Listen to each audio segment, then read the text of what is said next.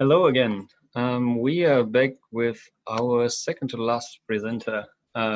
We went all the way from Germany back to Australia with Pris Lam. Pris is a data analytics consultant with the Data School Down Under, and she has a background in operations and millennial Gen Z leadership development. And she enjoys sparking aha moments through storytelling and impactful visualizations. And whether it be a blog post, a presentation, or a dashboard, Pris's goal is for her audience to walk away with vivid emotions and actionable insights, or burning curiosity. He's also very interested in youth, unconventional success, social change, culture, and mental health. Pris, welcome to the Tableau Fringe Festival APAC. Thank you. It's exciting to be here.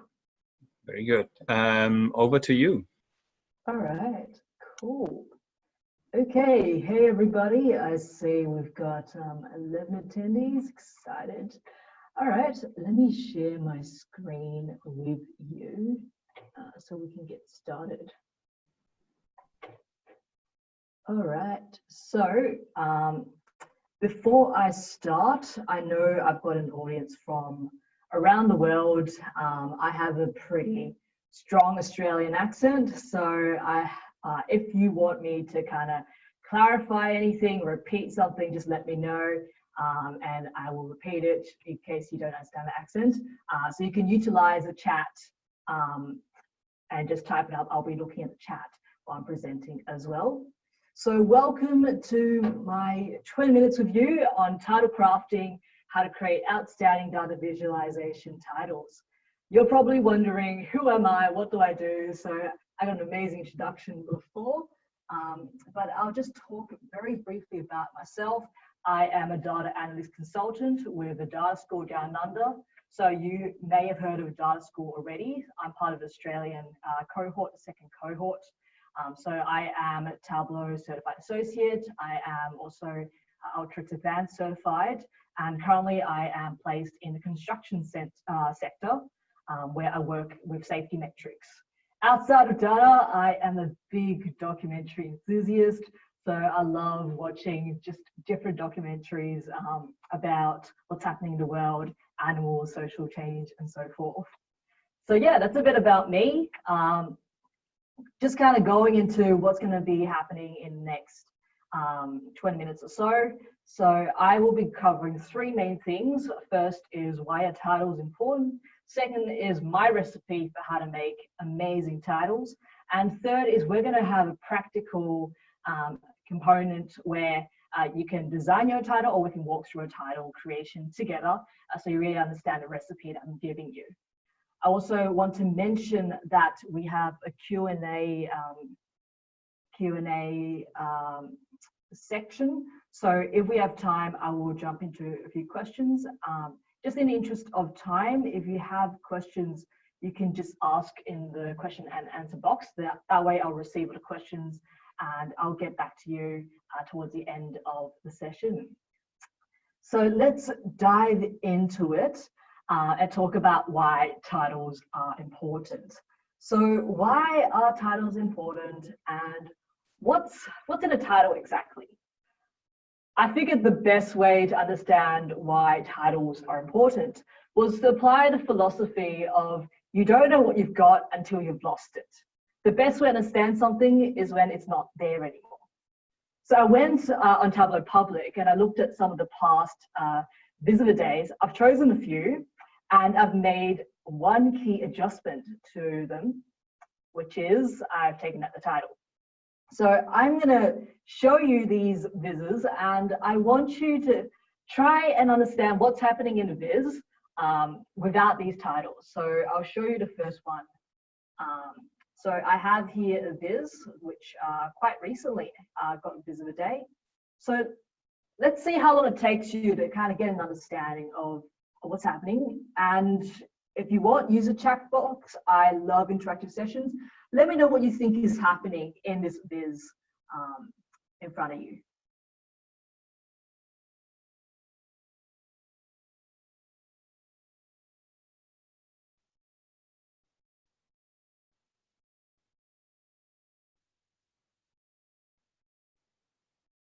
Yeah, there's something important happening on the green days. Coal use is on the decline in the UK, says Fee. Yeah, so we can see we've got some color there. There's a bit of a description on the top. So you can actually figure out it's to do with coal, it's to do with the UK, but it takes you some time to understand what's happening, right? Whereas if we put the title back in, you can see very quickly it's about Britain's coal-free record from 2015 to 2019. So this was a viz by Mira that was recently in Viz of the Day. So let me give you another example. So here is another viz, which got Viz of the Day this year as well. Have a guess as to what is happening here. Oh, hey, Mira. I see you popping in here.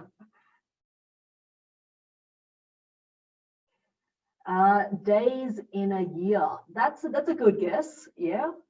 So you can see on the bottom, we've got some descriptions. Any more guesses as to what's happening here? Temperature. So Steve is saying it's something to do with temperature.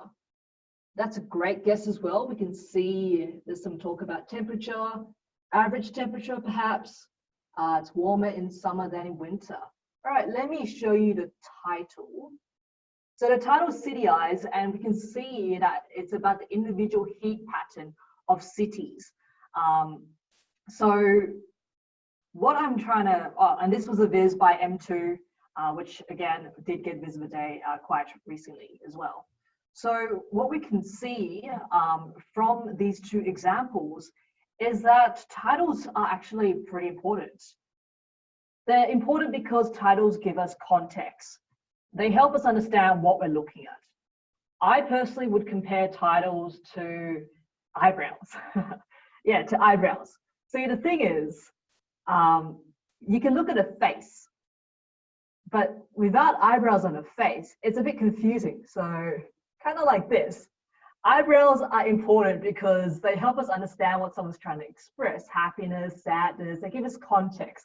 Likewise with vizes, you can have a viz without a title, but it's going to be a little bit confusing or take people quite a bit of a moment to understand what they're looking at.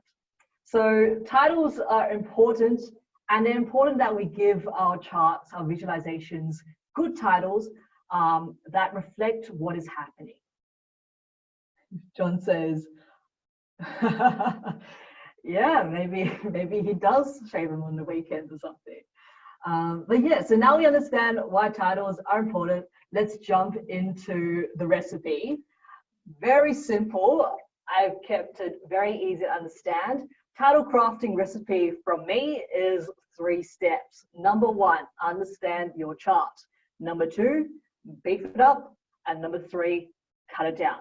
So I'm going to spend a bit of time now running you through each of the steps and explaining a bit more detail as to what I mean and why this step is important. So first of all, understanding your chart. Now, I imagine most of you that are here in this session today are probably working in data visualization, or you are in data analytics. You're the one that is making the charts, making the vizes, and kind of figuring out what the scope should be and then where to take it. So I imagine you would have already asked most of these questions or all of these questions while you're making them. I think these questions that I've written here for you are very key because they will guide you as to how you will present it and what you should be presenting. So the first question that you should really ask yourself is, what is your chart about? Second is, who is your audience? Third is, what are the insights you can see from this chart? And fourth is explanatory, exploratory. So these questions, again, are important because that allows you to understand where to take your viz and how to best visualize it, but also how to best present your title. Now, I wanted to go a bit more into explanatory versus exploratory.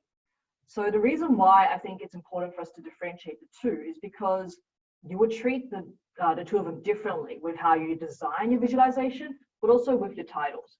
So I've given 2 examples here of vizes that I have made myself. So for an exploratory viz, I like to engage my audience to explore a bit more through using a question. So in this case, on the viz on the left, I made a viz about meditation, understanding my meditation trends. So I chose to use a question as my title. Whereas on the right, I have a viz explaining that Greece is behind compared to the other countries in the EU. So rather than using a question, I chose to focus on the insight and explain the visualization I have on the bottom. So whether your chart is exploratory, explanatory, can make a big difference in terms of what you put in your title and how you want to phrase your title. So step one is understand your chart. Step two is to beef it up. Beef it up, I've got two main things I want you to do. First is describe your main insight. So in step one, I asked you what are the insights. There's going to be a lot of insights in your viz, right? I want you to take the main insight, so the one that is most relevant to your audience, the one that stands out the most, and describe it. So be descriptive, use as many words as you like. I try to start off by writing out word by word an explanation of that main insight as though I was explaining to someone in person. I found it to be very effective. And I like to try and personalize that insight. So that would be using first or second person terminology. So using pronouns such as I, you, us, or even using the company name if you're working as a consultant for an external client. So to give you an example of how I have done that myself is with this viz that I made. So this viz is on Google searches for the phrase how to move on in Australia. And what I noticed when I was working with this data set was that people were particularly Google searching at nighttime. And especially at 4:20, there was a massive spike in terms of searches. So I chose to use that insight in my title. So you can see that I'm awake at 4:20.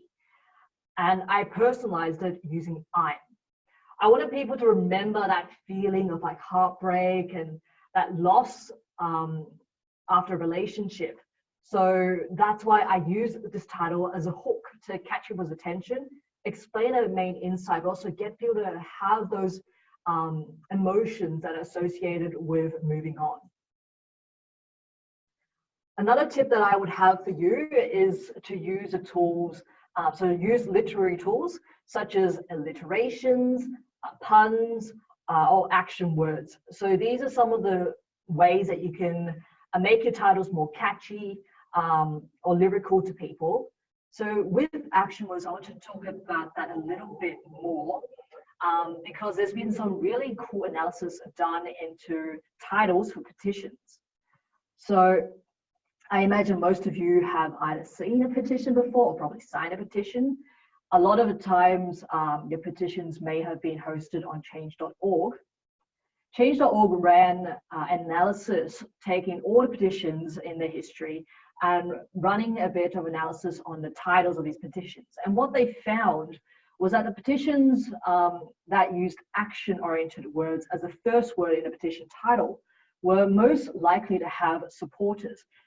What I found interesting when we look at the viz I have here, the chart I have here, is that petitions with stop as a first word in their title actually had the most supporters, even though its frequency was lower than the action word save or ban or remove. So this really says something about the significance of using action words, but also using an action word that is appropriate to your viz and suited to your audience as well. So I would highly suggest you kind of play around with your title to figure out how you can engage people. I've seen a lot of vizzes that focus on social impact or making a difference. So try to think about how you can use action words, alliterations, or puns to personalize your insight and inspire action. All right, so we've beefed it up. Next thing, or the third step, is to trim it down. So in my second step, I got you to basically beef it up, make it bigger, be as wordy as you want. What you're going to do after that is make sure you trim it down so that your title isn't too long, but it is suited to your audience and suited to your viz. So going back to the petition title analysis, another really key and important insight they found was that slightly longer petition titles that were approximately 3 to 15 words did better on average compared to really long or really short, like 2-word titles. Now, obviously, this is a very specific example to petitions, but what we can get out of it is that if we have a word count that is of a decent length, it allows us to be more descriptive, and that allows us to give more context to our audience. Again, this allows our audience to understand what they're looking at. So I would really recommend that you strategically utilize the amount of words that you have in your title. So use approximately 3 to 10 words, and I would advise you to utilize subtitles. Now, what do I mean by that? I've given you an example of another viz that I've made. So this is a viz that I made on the MLB Hall of Fame. And when I was making this viz, I thought about how mysterious Hall of Fame seem to be, how elusive they are. So I chose to go with a title that had a lot of mystery in it. It's like, oh wow, 323, what's that? So I went with a very short, catchy title, and I used the subtitle to give a bit more context as to what it was about. So that way I had a combination of something that was short and mysterious, but also then in the subtitle, tips for success from the MLB Hall of Fame. It was very clearly pointing out what this viz was about, which is success and MLB Hall of Fame. And you could see in each of my subsections, I also had the main subheading. So for example, claim to fame begins with extraordinary abilities. So I made it a bit more sensational. I made it something that people would be like, oh, what's that? Because I wanted to hook people's interest and get them to continue reading. But I knew that I had to balance that out. So with my individual chart titles, I chose to make it very straightforward and very clear as to what my charts were about. So in this case, there was like number of nominated versus inducted players. So titles, make sure you use a strategic amount of words. Some of the tools that I would recommend is using a thesaurus and getting someone to proofread it. Getting someone to proofread is pretty important because sometimes you start cutting down your words and then all of a sudden maybe your grammar doesn't make sense anymore. So I always highly recommend you get someone to proofread it for you. So those were my 3 tips. Now let's run through it with a practical example as to what that would look like. So the first recipe step was to understand your chart. So that would include asking yourself, what is your chart about? Who is your audience? And what are your insights? So I've given us a beautiful viz here from Superstore, APAC Superstore to be specific. And we can see here it is showing profit by subcategories. So how I would title this chart would depend on the answer to those 3 questions. But let's say for this example, our chart is for Superstore executives who are interested in finding out what is causing the biggest loss in their company. So then in that case, what I would do in step 2, beefing it up, is to describe that key insight. So we can see tables is causing us quite a bit of a loss. So what I would do here is I would actually start off by writing out in detail what's happening. And I've made it personal using first person pronouns. So in this case, titles are causing us the biggest profit loss of negative 20.1K compared to all the other Superstore subcategories, which are making a profit. So I've beefed it up. I've made it personal. I've put in a key insight that I know my audience would be looking for. And that brings us to the last step, which is to trim it down. So I would take that and reduce it down to about 3 to 10 words. And I've utilized my subtitles. So for my title itself, I've got profits all around except tables. So that's very clearly explaining that we're doing quite well in terms of making a profit, except tables, that's not doing well. And you can see with the subtitle, that's where I went in a bit more depth. I mentioned how much profit loss, and also that we're looking into subcategories as well in my subtitle. So those are my 3 steps. So with my key takeaways, if you're going to take screenshots, I would recommend taking a screenshot of this particular slide, because I want to remind you with the title crafting recipe, first is to understand your chart, second is to beef it up, and third is to trim it down. Now, if you're looking for extra resources as to how to make awesome titles, there are a few resources that I have that I especially wanted to point out. First is storytelling with data. So Cole and the rest of the storytelling with data team has 2 books out, and they go in quite a lot of detail as to how you can write up titles that are effective and communicate to your audience the story of what's happening in the Viz, and also Makeover Monday Viz reviews. So not only just Makeover Monday initiative, but I highly recommend you actually attend the Viz reviews as well. If you do so, you can get quite a bit of comprehensive feedback, especially around how you've designed your Viz. I would include titles as well. I know quite a few of you in my attendees actually attend that. So if you want, you can talk a bit more as to how using these resources benefited you. And if you wanted to look a bit more into the change.org analysis into headlines and how titles allowed them to engage people and get more supporters, I've also included a link there as well. So that is what I have for you today. And if you wanted to connect, I have Twitter, LinkedIn, I have a website as well. So it's all just combinations of my name. Feel free to get in touch if you have any questions as well. Let me just check if there's any questions and answers. All right. So I believe I am out of time. So if you have any questions, feel free to reach out to me as well. In that case, thank you very much, and I'll pass it back to Alex. Yeah, I actually do have one question. Oh, you have a question? Okay. Oh, we do have a bit of time, so that's all good. Right. Okay. So a lot of that, what you now said, was for, well, either for sort of the Makeover Monday style business, which usually have sort of a clear story anyway, or the last example you showed was a business dashboard, like you would, I don't know, maybe present to your boss or that sort of thing. How would you approach the topic of titles for generic reoccurring dashboards that might refresh every week or something, and you can't really predict what's happening? Yeah, so in those cases, I try to go for a bit more of a general title, but I also tend to make it dynamic as well.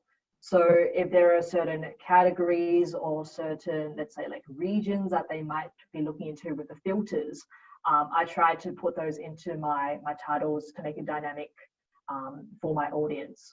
That may include maybe dates in the titles, just to give them a bit more context as to what they're looking at, especially if that refreshes quite constantly. Cool. I'm just having a look at the chat and the Q&A. There are no questions at the moment. I think it was a great presentation, and sort of I do run Makeover Mondays internally with my company, and then that's usually something, the first thing that comes up. People are happy to sort of create a chart of some sort, but often sort of overlook the title or just put here's my sales by region title, and you're like, well, actually there's a clear takeaway. Why don't you use it to already tell people what they're looking at to make it that much clearer? So I think that was a great summary how to arrive at a good title. Yeah, absolutely. Remember, titles are like eyebrows. You don't need them, but they're going to make a big difference. that was one thing that I took away from your talk. Yeah, it doesn't look like there are any other questions. If anybody has a question, as Pris said, you can reach her on Twitter, LinkedIn, and on our website. Yeah, thanks for joining us. Thanks for dialing in and presenting. All good. Thank you very much.